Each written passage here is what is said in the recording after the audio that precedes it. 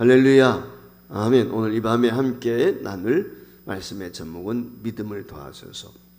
오늘 본문에 나와 있는 말씀 그대로 제자들이 간청했던 것처럼 오늘 우리에게도 믿음을 더해 주옵소서라고 하는 주제를 가지고 함께 은혜를 나누려고 합니다. 자, 예수님께서 참 예수님 앞에 제자들이 요구한 것, 조금 전에 말씀한 것처럼 가장 중요한 것, 여러 가지가 있을 수 있겠잖아요. 근데 이제 오늘 여기 제자들이 지금까지 3년 반 동안 예수님을 따라다니면서 경험하고 느꼈던 것이 뭐냐면 믿음이 중요하구나. 그걸 깨달은 거예요. 사실 이제 예수님 말년이거든요. 공생의 말년인데 그 제자들이 그걸 깨닫고 우리에게 믿음을 더해 주세요. 그걸 지금 요청을 하고 있는 거거든요. 사실 예수님께서 그 제자들과 생활을 하시면서 보면은 그 어떤 실수가 있어도 별로 그렇게 책망한 적이 없었어요. 근데 믿음이 없음에 대해서는 예수님이 책망을 하셨어요. 여러분들 잘 아시는 것처럼 야고보와 요한이 사마리아 지역을 지나가게 될 때 예수님의 제자들과 더불어서 같이 지나가되는데 예수님을 배척했다. 제자들을 배척을 했거든요. 그러니까 이 사도 요한과 야고보가 화가 나가지고 그런 얘기를 하죠. 이 사마리아 성에 불을 떨어뜨리라. 한마디로 말하면 하나님의 징계, 사마리아를 멸망시키라는 거예요. 그때 예수님께서 그들의 말을 듣고 책망하기보다는 이 요한과 야고보에게 우레의 아들이다 라고 하는 별칭을 주셨던 것을 볼 수가 있어요.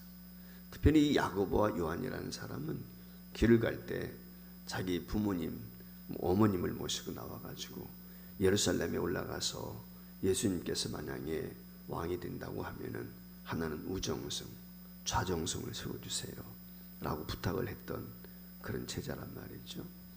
그때 예수님께서 이 야고보와 요한에게 주셨던 말씀이 무엇이냐면 낮아지고자 하는 자는 높아지고 하나님의 나라에서 높아지고자 하는 자는 낮아진다 라고 이야기를 하셨어요.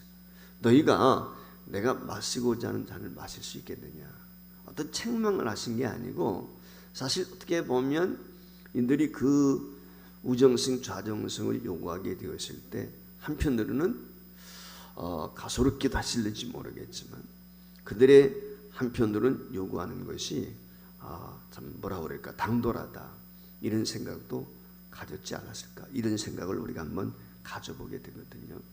그러면서 주님이 주셨던 말씀이 바로 그거예요. 그리고 우리가 잘 아는 것처럼 제의의 만찬을 하실 때 예수님께 손수 수건을 허리에 동이시고 물을 대다 뜨셔서 제자들 발 씻겨주지 않습니까? 그 세족식을 통해서 예수님이 보여주신 것이 뭐냐면 낮은 자의 모습, 그걸 진히 가르쳐 주신 거거든요. 예수님께서 십자가를 앞에 두고 겟세마네 동산에서 기도하십니다. 기도하시다가 돌아와 보니까 제자들이 졸며 잔단 말이에요. 어떻게 보면 화날만 하죠. 함께 기도해야 되는데. 근데 예수님은 그들을 책망하지 않습니다. 너희의 육신이 약하다. 마음은 원하지만 육신이 약하다. 피곤하다. 한마디로 말하면 그거거든요. 세 번째 와가지고는 자라. 그렇게까지 심지어 이야기하지 않습니까? 그런데 예수님께서 믿음이 없는 행동을 하게 될 때는 책망을 하셨어요. 예를 들면 그거예요. 복음을 전한 후에 예수님과 제자들이 갈릴리 호수를 지나가게 됩니다. 그 갈릴리 호수를 지나가게 될 때 예수님께서 뱃머리를 베고서 주무시지 않습니까? 고무를 베고서. 그 고무를 베고 주무시게 될 때 풍랑이 일었단 말이죠. 그 풍랑이 일게 되니까 자신들이 애를 쓰고 노력을 해도 그 풍랑을 극복할 수가 없게 되니까 제자들이 잠들어 있는 예수님을 흔들어 깨우지 않습니까? 그 흔들어 깨울 때 예수님이 하신 말씀이 뭐냐면 그 풍랑과 바람을 잔잔케 하신 이에 믿음이 없느냐, 믿음이 적음에 대해서 제자들을 책망을 하셨어요. 또 한 번은 그런 경우도 있어요. 역시 마찬가지로 예수님께서는 산으로 기도하러 가셨고 제자들은 배를 타고 갈릴리 호수를 건너갑니다. 그런데 밤중쯤 되어가지고 한가운데 갈릴리 호수 가운데 배가 있는데 그러면 풍랑이 갑자기 몰아닥치기 시작한 거예요. 그래서 침몰 직전에 있을 때 예수님께서 물 위를 저벅저벅 걸어서 오지 않습니까? 제자들이 유령인 줄 알고 처음에는 놀랐단 말이죠. 근데 예수님인 걸 깨닫고 베드로가 예수님 물 위를 걸어오는 것을 보시고 자신도 주님이시거든 나로 하여금 물을 걸으라고 말씀해달라. 걸어라 얘기했어요. 그래서 베드로가 어떻게 합니까? 정말 그 갈릴리 호수에 자기 발을 들여놓는단 말이죠. 걸었어요. 몇 발자국. 그런데 그 풍랑 때문에 두려움이 오게 된 거예요. 그래서 물속으로 빠져 들어가게 되었어요. 그때 예수님께서 베드로를 책망하십니다. 믿음이 작은 자여 왜 의심하느냐. 믿음이 없음에 대해서 예수님은 이와 같이 책망하셨어요. 여러분들 잘 아시는 것처럼 변화산에 예수님이 올라가셨지 않습니까? 그때 그 변화산에 올라가 계시는 동안에 나머지 제자들 야고보와 요한과 이 베드로만 데리고서 변화산에 올라갔었는데 나머지 제자들이 귀신 들린 아이를 데리고 온 아버지 그 병자를 고치지 못했단 말이죠. 그들이 변론만 벌이고 있었어요. 바리새인들과 제자들이. 그랬을 때 예수님이 오셔서 무슨 일로 너희들이 변론하느냐? 이런 일이 있었습니다. 라고 했을 때 믿음이 없는 세대요 라고 하시면서 예수님이 책망하셨던 것을 우리가 기억을 합니다. 이렇듯 주님은 제자 훈련 과정에서 사역 훈련 이전에 제일 중요한 게 뭐냐면 한마디로 믿음 훈련이에요. 믿음. 그러니까 우리 성도들에게도 가장 중요한 것은 믿음 훈련. 무슨 믿음이 훈련이 필요할까? 제자 훈련, 사역 훈련, 기도 훈련 이런 것들은 우리가 이해할 수 있을는지 모르겠지만 사실상은 믿음 훈련이 제일 중요합니다.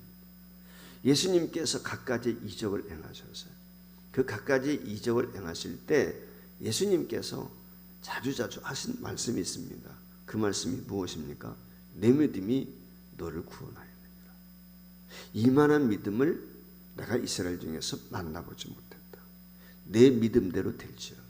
그러니까 예수님이 이적을 행하실 때 항상 그 믿음을 보시고 이적을 행하셨다라고 하는 것이죠. 따라서 믿음이 이와 같이 제일 중요한 것입니다. 제자들도 이 사실을 알았어요. 그렇기 때문에 오늘 본문 말씀에 우리에게 믿음을 더하소서라고 요청을 한 것이죠. 그 제자들의 요청에 대해서 6절 말씀에 보면 이렇게 이야기해요. 겨자씨 하나일 만한 믿음이 있었더라면 이 뽕나무더러 뿌리가 뽑혀 바다에 심결하였을 것이요 그것이 너희에게 순종했을 것이다 라고 이야기한. 사실 인간적인 생각으로 보면 과학적으로 현상학적으로 볼 때 이게 불가능하죠. 근데 믿음의 눈으로 보면 가능하다는 거예요. 여러분, 여러분이 신앙생활 하면서 가장 중요하다고 생각하는 것이 무엇입니까? 오늘날 우리가 마음껏 예배 드릴 수 없죠.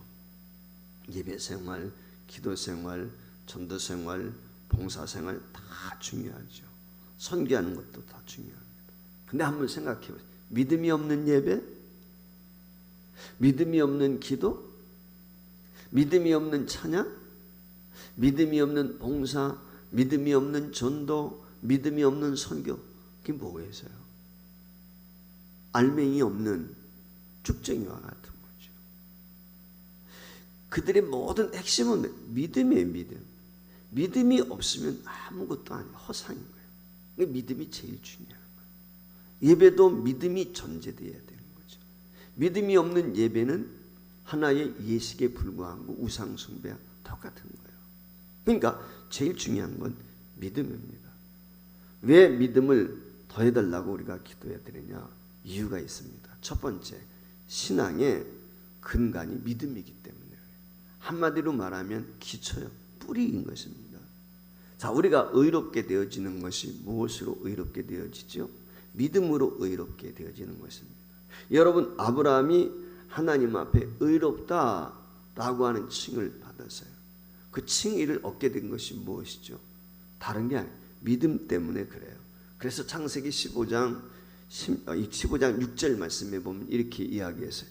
아브라함이 여호와를 믿으니 여호와께서 이를 그의 의로 여기셨다 그랬어요. 자, 아브라함이 하나님 앞에 100% 온전한 사람이었습니까? 그렇지 못했어요. 우리가 잘 아는 것처럼 믿음이라고 하는 것도 점진적이에요.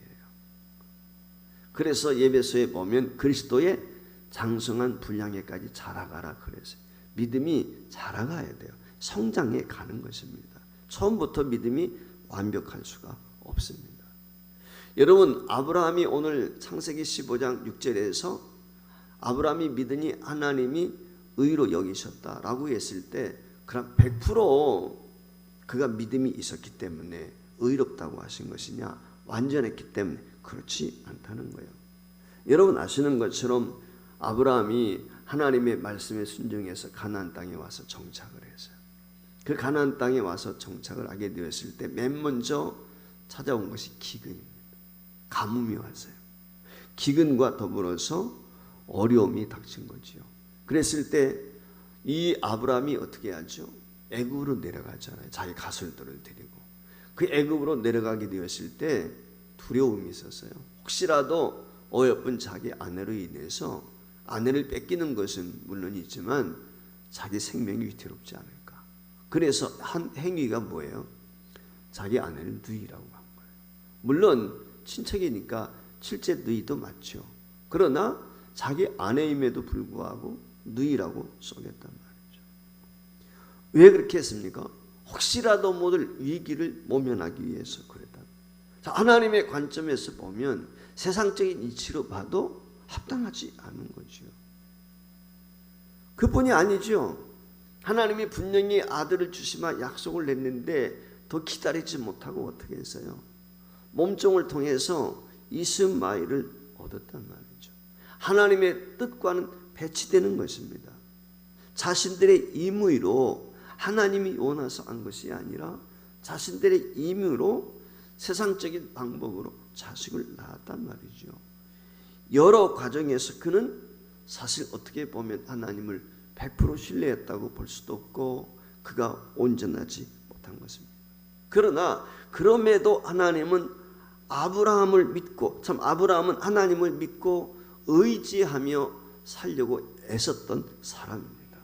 갈대 우르를 떠나서 그 가나안 땅에 온 그 자체가 사실은 믿음이 없이는 불가능했던 것이죠.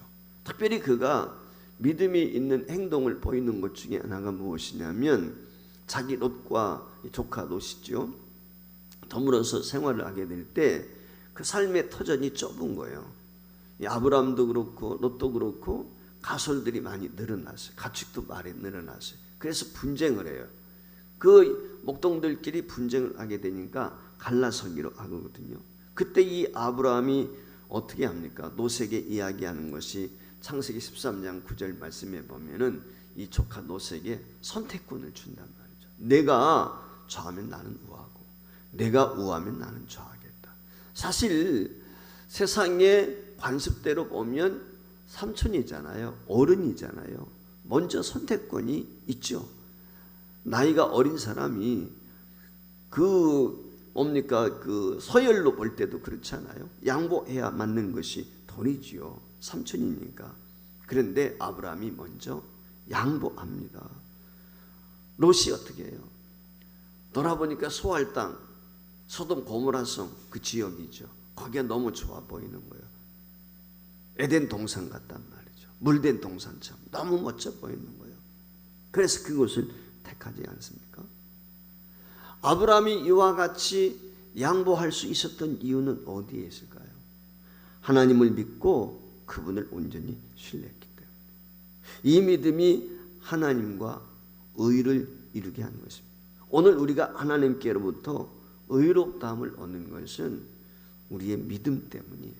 다른 데 있지 않습니다. 사도 바울은 아브라함의 예를 들면서 로마서 4장 1절 이하에서 믿음으로 의롭게 되어지는 것에 대해서 이렇게 이야기합니다. 그런즉 육신으로 우리 조상인 아브라함이 무엇을 얻었다 하리요? 만일 아브라함이 행위로서 의롭다 하심을 받았으면 자랑할 것이 있으려니와 하나님 앞에서는 없느니라. 성경이 무엇을 말하느냐? 아브라함이 하나님을 믿음에 그것이 그에게 의로 여겨진 바 되었느니라 그래서요.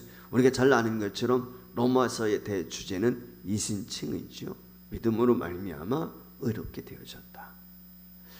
내가 진짜 의인이 아닌데 하나님을 믿으니까 의로 나에게 여겨주신 거거든요. 그러니까 믿음으로 우리는 의인이라 하는 칭호를 받는 것입니다. 그 의인이다 라고 하는 칭호를 받았다는 얘기는 무엇이냐면 우리가 자유인이 되었다, 그렇게 이야기할 수 있어요. 내가 의인이 되었다는 것은 죄로부터 자유한 것입니다. 내가 의인이 되었다는 이 말은 사망으로부터 내가 자유한 것입니다. 내가 의인이 되었다라고 하는 이 말의 의미는 세상의 염려로부터 내가 자유인이 되었다, 근심과 두려움으로부터 자유하게 되었다라고 고백하는 거예요. 이게 중요한 것입니다. 나아가서 모든 선행이라든지 공로라든지 율법의 묶임으로부터 내가 자유인이 되었다. 여러분 자유하십니까? 믿음의 사람은요, 어떤 상황 가운데서 자유함이 있어야 돼요. 이게 중요한 거예요. 이게 하나님의 자녀예요. 이 자유를 누릴 때 우리가 그것이 신앙인이에요. 그게 믿음의 사람인 거예요. 자유함이 없으면 안 돼요. 모든 것을 우리에게 자유케 하셨거든요. 그래서 오늘 진정한 신앙인은 자유함이 있어야 돼요. 이게 중요한 거예요. 이 자유함 속에 살 때 비로소 우리가 어떻게 됩니까? 하나님의 자녀가 되는 것입니다. 하나님의 백성이, 하나님의 백성, 하나님의 자녀란 말은 자유였다고 말해요. 무엇을 통해서? 믿음을 통해서. 질병과 질고와 사망과 염려와 걱정과 근심, 이 모든 속박에서 오늘 저와 여러분이 진정으로 자유할 수 있기를 주의 이름으로 축복합니다. 무엇 때문에? 믿음 때문에. 교회 다니는데 여전히 죄와 상으로부터 자유하지 못하고, 율법으로부터 자유하지 못하고, 세상으로부터 자유하지 못하고, 염려, 걱정, 근심으로부터 자유하지 못했다, 신앙이라고 말할 수 없어요. 신앙인은 그 어떤 것으로부터도 자유하는 거예요. 이것이 진짜 믿음의 사람이에요. 따라서 신앙인에게 제일 중요한 건 뭐냐? 믿음의 기초, 믿음이 제일 중요한 거예요. 믿음이 신앙인의 근거가 됩니다. 두 번째, 믿을 때 우리는 하나님을 사랑할 수 있어요. 하나님의 사랑을 확인할 수 있어요. 여러분, 사랑은 신뢰를 기반으로 하는 거예요. 신뢰가 기반이 안 되면 사랑도 허상이에요. 저희 얘기에서 부끄럽지만 저희 아내하고 저희가 결혼하게 될 때 만난 지 한 달 반 만에 결혼했거든요. 1월 17일 만나가지고 3월 1일 날 결혼했어요. 이렇게 빨리 결혼한 사람이 있어요? 여러분, 한 달 반 만에 무슨 사랑이 있었겠어요, 솔직히? 사랑해서 우리 결혼한다고 그러죠? 사실은 믿음으로 하는 거죠. 믿음. 죽고 살자 막 사랑한다고 해요. 근데 믿음이 깨지면요, 사랑도 끝나는 거예요. 사랑 이전에 믿음이 전제돼야 돼요. 신뢰가 전제돼야 돼요. 신뢰가 없는 사랑은요, 사상누각이에요. 모래 위에 집을 지은 것 똑같아요. 여러분, 왜 이혼하죠? 왜 가정이 그렇게 많이 파괴되었죠? 신뢰가 안 됩니다. 사랑이 왜 식어요? 신뢰가 없으니까 사랑이 식는 거예요. 믿음이 전제되는 거예요. 제가 아는 어느 커플이 대학 커플인데 함께 동아리 활동을 했어요. 함께 동아리 하니까 뭐 남들이 볼 때 누가 사귄다 뭐 이런 생각을 못 했어요. 근데 결혼 청첩장을 돌려서 결혼하겠다는 거예요. 그래서 물어봤어요. 왜 결혼하려고 합니까? 그때 그분의 대답이 그거였어요. 함께 동아리 활동을 하면서 호흡을 맞추고 손발을 맞추면서 일하다 보니까 그 친구에 대한 신뢰가 쌓이더라고요. 믿음이 생겼다. 어디가 특별히 예쁘고 뭐 이런 것보다 믿을 만하다. 신뢰할 만하다. 여러분, 이 사랑은요, 변함이 없어요. 신뢰를, 믿음을 기초로 한 사랑은 변함이 없는 거예요. 이 점을 우리가 명심해야 돼요. 우리가 하나님을 믿을 수 있는 것은 하나님을 사랑하기 때문에. 그러나 하나님에 대한 사랑이 먼저 일어난 것입니까? 아니죠. 믿음이 먼저죠. 이걸 아셔야 돼요. 하나님에 대한 하나님 사랑합니다 라고 먼저 고백한 사람 한 사람도 없어요, 이 땅에. 하나님에 대한 신뢰, 하나님에 대한 믿음이 생겼을 때 하나님에 대한 사랑도, 하나님에 대한 두려움도, 하나님에 대한 신뢰도 일어나요. 믿음이 전제돼요. 그래서 믿음을 키우고 믿음이 사랑을 더 강하게 만드는 것이고, 믿음이 더 나아가서 사랑의 능력을 갖게 되는 것입니다. 사실 사랑이 모든 것을 극복하는 게 아니라 믿음이지요. 믿음을 기초로 한 사랑 때문에 모든 것을 극복할 수 있는 용기와 담력이 있는 것이죠. 그렇기 때문에 믿을 때 하나님 나라가 내 것이 되는 거예요. 믿음이 중요한 것입니다. 자, 우리의 최종 소망은 무엇입니까? 우리의 최종 소망은 하나님의 나라죠. 그 하나님의 나라를 향해서 우리가 하루하루 지금 걸어 천성을 향해서 가는 거예요. 지금. 천국을 소망하는 거예요. 예수 믿는 사람 너 날 것 없이 모든 사람이 다 천국을 소망합니다. 우리가 이러한 삶을 사는 이유가 어디 있습니까? 믿음 때문이죠. 자, 히브리서 11장은 믿음장이라고 그러잖아요. 그 믿음에 대해서, 그 믿음의 조상들에 대해서 쭉 나열을 한단 말이죠. 근데 히브리서 11장 말씀에 보면은 이와 같은 말씀이 13절 이하에 기록이 되어 있습니다. 우리 같이 한번 읽어볼까요? 이 사람들은 다 믿음을 따라 죽였으며 약속을 받지 못하였을 때 그것들을 멀리서 보고 환영하며 또 땅에서는 외국인과 나그네인을 증하였으니 그들이 이같이 말하는 것은 자기들이 본향 찾는 자임을 나타냅니다. 그들이 나온 바 본향을 생각하였더라면 돌아갈 기회가 있었으리니와 그들이 이제는 더 나은 본향을 사모하니 곧 하늘에 있는 것이라. 이러므로 하나님이 그들의 하나님이라 일컬음 받으심을 부끄러워 아니하시고 그들을 위하여 한 성을 예비하셨느니라. 할렐루야. 자, 여기 말씀에 보면 믿음의 사람 누굴까요? 그 앞에 나오는 아벨과 에녹과 노아와 아브람과 사라, 그 믿음의 사람들에 대해서 나열한 후에 지금 이걸 이야기하고 있는 거거든요. 그러니까 그들에 대한 믿음을 언급한 후에 한번 그들이 어떤 믿음에 대한 소유자였느냐라고 하는 것을 지금 정리해 주고 있는 것입니다. 근데 여기에 아주 중요한 것이 뭐냐면 이 믿음의 조상들의 삶은 이 세상을 대할 때 어떤 자세를 가지고 살았느냐? 나그네 인생이다. 이 땅에 사는 것은 나그네와 같은 것이다 라고 하는 의식을 가지고 살았다는 거예요. 자신들의 본래 고향, 본향이 있다. 본래 고향, 그 고향이 있다는, 그 본래 본향이 어디예요? 본래 고향이 천성, 하늘나라죠.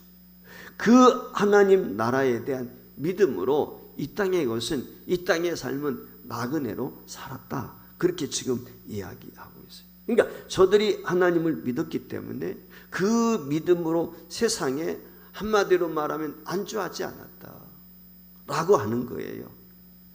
하나님의 나라를 소망하고 하나님의 나라를 바라보는 사람은 이 세상에 안주하지 않습니다.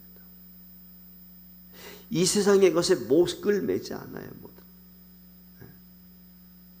이 세상에 죽자둥마둥 막 이렇게 안 산단 말이에요. 하나님 나라가 있습니다. 이 세상 다 지나가는 거거든요. 허상이에요. 이것은 물거품이에요. 지나고 나면 불타고 남으면 아무것도 안 남는 거예요. 그게 세상이거든요.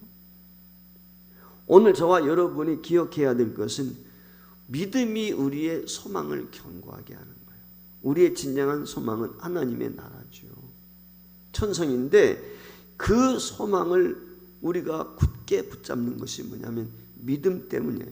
그러니까 소망은 우리의 삶에 아주 매우 중요한 것입니다. 소망이 있는 사람과 세상에서도 그렇잖아요. 꿈 있는 사람과 꿈이 없는 사람, 소망이 있는 사람과 소망이 없는 사람은 하늘과 땅 차이 나는 거예요. 엄청난 차이가 나잖아요. 그래서 소망이 있는 사람은 어떤 상황, 어떤 형편에도 흔들리지 않아요. 요동하지 않습니다. 그렇기 때문에 히브리서 6장 19절에 소망은 우리의 영혼의 덫과 같다. 그렇게 말씀을 해요. 우리가 이 소망을 가지고 있는 것은 영혼의 덫 같아서 튼튼하고 견고하여 휘장 안에 들어가나니. 그래서 소망이 소망되게 하는 것이 무엇입니까? 믿음이지요. 사랑이 사랑되게 하는 것도 믿음이에요. 그렇기 때문에 믿음이 중요한 것입니다. 우리가 하나님 앞에 내게 믿음을 더해 주세요 라고 간청해야 될 것, 이유가 여기에 있단 말이에요. 마지막 세 번째, 믿음으로 우리는 하나님의 일과 하나님의 세계를 볼 수가 있는 것입니다. 여러분, 하나님의 일과 하나님의 세계는 우리가 살고 있는 이 세상 차원과는 달라요. 우리는 지금 3차원의 세계에 살지요. 그러나 하나님의 나라는 4차원, 5차원이란 말이죠. 3차원에 살고 있는 우리로서는 도저히 이해할 수 없는 세상이 보이지 않습니다. 알 수 없어요. 보이지 않는데 어떻게 알 수 있어요? 그런데 믿음의 사람은 믿음의 눈으로 보는 거예요. 믿음은 말하는 것들의 실상이요, 보지 못하는 것들의 증거라. 이게 믿음의 4차원을 보고 믿음의 눈으로 5차원을 보는 거예요. 이 믿음을 가질 때 우리가 3차원 세계에 연연하지 아니하고 3차원 세계로부터 자유할 수 있다는 것입니다. 율법으로부터, 죄로부터 자유하다는 말이 바로 그런 의미예요. 사도들은 바로 이것으로부터 자유했습니다. 저들은 온전히 믿음을 가졌기 때문에 율법주의에서부터 자유할 수가 있었어요. 온전한 복음을 전할 수가 있었습니다. 두려워하지 않았어요. 감옥에 가고 순교를 당하면서도 그들은 결코 걱정하지 않았어요. 왜냐하면 4차원, 5차원의 세계를 그들은 보았기 때문에, 하나님의 나라, 하나님의 일을 그들은 경험을 했기 때문에 그 역사를 통해서 그들은 이 땅에 결코 두려워하거나 이 땅의 일 때문에 염려하거나 이 땅의 일로 인해서 그들은 근심하지 않았단 말이에요. 저들은 더 이상 좌편에 앉느냐 우편에 앉느냐, 누가 크냐 작으냐 여기에 관심이 있지 않았어요. 오직 예수 그리스도의 십자가와 부활, 그 영생의 복음만을 가지고 세상에 나가서 담대히 전할 수가 있었습니다. 거기에 복음의 능력이 있었고 복음의 역사가 있었던 것입니다. 그게 초대교회였어요. 이게 오늘 우리가 원형교회를 이야기하고 초대교회 성도들의 믿음을 회복해야 된다는 것을 이야기하는 이유가 바로 여기에 있는 거예요. 사랑하는 여러분, 우리가 믿음을 구해야 돼요. 오늘 제자들이 구하고 있는 것처럼 우리에게 믿음을 더해 주세요. 죄송한 얘기지만 믿음은 하나님이 주시는 선물이지요. 은혜로 주시는 거니까. 그러나 저는 한편 그 은혜를 받은 우리가 믿음이 은혜가 은혜되기 위해서는 학습이 필요해요. 그래서 저는 믿음도 학습이라고 생각합니다. 예배서 2장 8절 9절에 나와 있는 것처럼 믿음은 전적인 하나님의 선물인데 그 믿음이 그리스도 예수 안에 뿌리를 내릴 때 그게 진짜 은혜가 되고 믿음이 되는 거거든요. 그리스도 예수 안에 뿌리를 내리기 위해서는 학습이 필요한 것입니다. 그저 되는 게 아니란 말이죠. 우리가 일평생 배우고 애쓰고 노력해서 되는, 우리가 아는 것처럼 믿음의 조상인 아브라함도 그렇잖아요. 비록 그가 아브라함이 갈 때 우리에서 하나님의 음성을 듣고 순종하고 따라가지만 온전한 믿음을 이루기까지 과정이 있었단 말이죠. 똑같은 거예요, 우리에게도. 그러면 우리가 이 믿음의 훈련의 결과 이 아브라함이 열국의 아비가 될 수 있었던 이유처럼 오늘 우리에게도 믿음의 장보가 되기 위해서 필요한 것이 있어요. 첫 번째 무엇이냐? 그것이 하나님의 말씀을 가까이 하는 것입니다. 하나님의 말씀을 가까이 하지 않고는 믿음이 자라지 않아요. 그래서 로마서 10장 17절 말씀에 보면 이렇게 이야기해요. 그러므로 믿음은 들음에서 나며 들음은 그리스도의 말씀으로 말미암은. 예배해야 돼요. 자꾸. 말씀을 사모해야 돼요. 그래야 믿음이 자라는 거예요. 우리가 말씀을 보고 가까이 나가고 말씀을 순종할 때 그 믿음이 성숙합니다. 믿음이 성장하기 위해서 우리는 말씀을 가까이 해요. 두 번째, 믿음이 성장하기 위해서 진보를 가져오기 위해서는 성령 충만. 성령 충만함이 없이는 하나님의 말씀을 깨달을 수가 없어요. 성령으로 충만할 때 진리를 깨닫게 돼요. 성령 충만하게 될 때 하나님의 일을 보고 하나님의 일을, 성령 충만하지 않으면 기도하면서도 내 뜻, 내 일을 구하게 돼 있어요. 근데 성령 충만하면 하나님의 뜻, 하나님의 일을 구하는, 하나님의 일이 우선이, 하나님의 영광이 우선. 그게 성령 충만한 사람들의 특징이에요. 그래서 믿음의 진보, 성숙과 성장을 도모하기 위해서는 우리가 성령 충만해요. 세 번째, 오늘 우리가 신앙이 견고히 서기 위해서 중요한 것 중에 하나가 뭐냐면 성도의 교제예요. 믿음 좋은 사람과 늘 교제한 관계를 갖는 거예요. 이게 중요한 것입니다. 영적인 멘토, 영적인 동반자, 영적인 친구가 우리에게 필요해요. 믿음 좋은 사람과 함께 교제하게 될 때 내 믿음도 견고해지는 거예요. 예수 전도단이라고 하는 아웃사이드, 우리가 잘 아는 것처럼 선교단체가 있죠. 대학생들, 젊은이들을 중심으로 한 그 예수 전도단에서 제자 훈련 과정 가운데 하나가 뭐냐면 DTS라는 훈련이 있어요. 그래서 교육을 받고 나가서 복음을 전하고 훈련을 합니다. 그 DTS를 훈련 과정을 거치게 되면 대다수의 젊은이들이 거듭 남도 체험하게 되고 영적으로 무장을 하게 돼요. 그래서 복음을 담대히 전하게 되는 것입니다. 미국에서 실제 있었던 얘기예요. DTS 훈련을 받은 한 젊은이가 그 주님을 사랑하는 마음이 불탔어요. 그래서 그 시대에 히피족이 아주 유행을 했는데 내가 히피들에게 복음을 전하겠다. 그래가지고 히피들 틈에 들어가게 되었어요. 그래서 그들과 어울려가지고 그들처럼 청바지도 없고 그들처럼 머리도 기르고 그들처럼 오토바이도 탑니다. DTS 훈련까지 받았으니까 당연히 승리할 거라 생각했죠. 근데 아니었어요. 히피가 되고 말았어요. 진짜로. 여러분, 이게 중요해요. 믿음이 아무리 좋아도요, 믿음 없는 사람, 세상 사람과 어울리면 믿음 다 잃어버려요. 내가 누구와 가까이 지내냐가 중요해요. 누구와 교제하느냐. 사실 우리는 육체를 가지고 있잖아요. 강한 것 같지만 약해요. 순식간에 무너질 수 있어요. 바울 사도가 우리에게 그래 경고하는 거예요. 너희가 섰다고 하느냐? 넘어질 것 조심. 언제 넘어질지 몰라요. 언제 실족할지 몰라요. 그래서 우리가 중요한 게 믿음의 동역자가 중요해요. 독불장군은 없어요. 신실한 믿음의 사람들과 함께 교제하는 게 중요해요. 그게 성도의 교제가 중요한 게, 지금 아쉬운 것 중에 하나가, 가장 아쉬운 게 성도의 교제죠. 그래서 우리가 카톡이라든지 줌이라든지 이런 걸 통해서도 해야 될 이유가 여기에 있는 것이죠. 사랑하는 여러분, 믿음이 있으십니까? 제가 이렇게 믿는 여러분에게 질문하는 것은 여러분이 믿음이 없다는 게 아니에요. 이 질문을 드린 이유는 다른 데 있잖아요. 우리 신앙의 삶에서 믿음이 얼마나 중요한 것인가.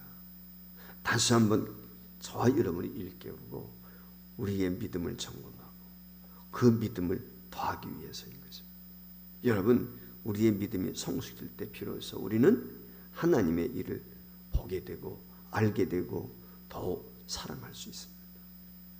하나님의 나라를 소망할 수 있습니다. 믿음이 좋을수록 우리는 진정한 자유함이 있습니다. 염려, 걱정, 근심, 두려움, 그 어떤 것으로부터 다 자유할 수 있어요. 그리고 이 믿음 안에서 사도들이 복음의 역사를 이루었던 것처럼 저와 여러분도 하나님의 역사를 이룰 수 있는 주인공이 되는 줄 믿습니다. 오늘 저녁에 저와 여러분이 하나님 내게 믿음을 더해 주옵소서, 제자들이 요청했던 것처럼 오늘 우리도 나의 믿음이 더욱 장성한 믿음의 소유자가 될 수 있기를 하나님 앞에 구하는 이 저녁이 되었으면 좋겠습니다.